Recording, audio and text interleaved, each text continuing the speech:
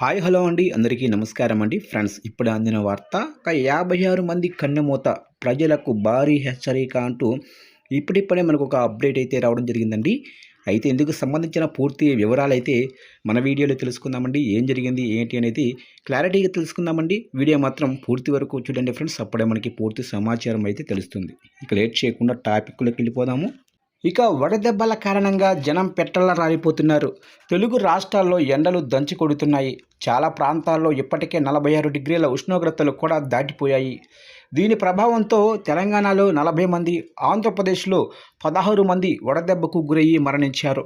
ఇక ఉమ్మడి వరంగల్ జిల్లాలో 19 మంది, ఉమ్మడి నల్గొండ, ఖమ్మం, కరీంనగర్ జిల్లాల్లో 6 చొప్పున మరణించారు. ఇక నిజామాబాద్లో ఒకరు వడదెబ్బకు గురై చనిపోయారు. మరోవైపు ఆంధ్రప్రదేశ్లోని గుంటూరు, పల్నాడు, విజయవాడ, అనకాపల్లి, ఏలూరు జిల్లాల్లో కూడా ఈ వడదెబ్బ కారణంగా మరణాలు సంభవిస్తున్నాయి. ఇక ఎండల తీవ్రత ఉదయం 8 గంటలకే కనబడుతోంది. రోజంతా ఎలా ఉంటుందో అర్థం చేసుకోవచ్చు. మధ్యాహ్నం వేళల్లో ఇంటి నుంచి బయటకు రావటం అంటేనే ఒక భయంకరంగా మారిపోయింది. భీకరమైన వడగాలుల వల్ల ప్రజలు తట్టుకోలేకపోతున్నారు. ఈ నేపథ్యంలో వడదెబ్బకు గురయ్యి పెట్రల్లా రాలిపోతున్నారు. నిన్న ఒక్కరోజే 2 తెలుగు రాష్ట్రాల్లో కలిపి మొత్తం 56 మంది వడదెబ్బకు గురయ్యి ప్రాణాలు కోల్పోయారు. ఇక తెలంగాణ రాష్ట్ర వ్యాప్తంగా నిన్న ఒక్కరోజే 40 మంది వడదెబ్బకు గురయ్యి మరణించారు. గ్రామీణ ప్రాంతాల్లో ఉపాధి హామీ కూలీలు, వృద్ధులు, చిన్నారులు ఈ ఎండల బారిన పడి పెట్రల్లా రాలిపోతున్నారు. ప్రధానంగా ఉమ్మడి వరంగల్ జిల్లాలో తీవ్రంగా ఉంది. అత్యధికంగా 19 మంది ప్రాణాలు ఈ జిల్లాలోనే కోల్పోయారు. ఇక ఉమ్మడి నల్గొండ, ఖమ్మం, కరీంనగర్ జిల్లాల్లో ఎండ తీవ్రతకు జనాలు ఉక్కిరిబిక్కిరి అవుతున్నారు. ఇక వడదెబ్బ వల్ల ఆంధ్రప్రదేశ్లోనూ కూడా పరిస్థితులు తీవ్రంగా ఉన్నాయి. వడదెబ్బకు గురైన 16 మంది మరణించారు. కోస్తా ఆంధ్ర, రాయలసీమ ప్రాంతాల్లో రికార్డు స్థాయిలో ఉష్ణోగ్రతలు నమోదవుతున్నాయి.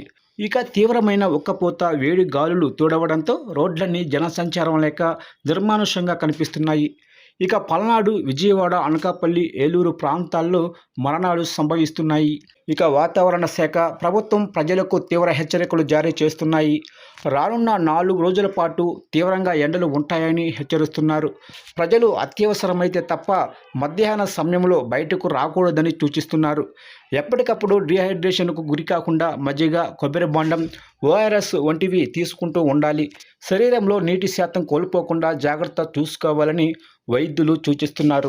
ఇక వడదెబ్బకు గురయ్యి మృతి చెందిన కుటుంబాలకు మంత్రి పొంగులేటి శ్రీనివాసరెడ్డి ప్రకటన చేశారు. వడదెబ్బ కారణంగా ప్రాణాలు కోల్పోయిన వారికి కుటుంబాలకు 4 లక్షల ఆర్థిక సహాయం అందిస్తామని స్పష్టం చేశారు.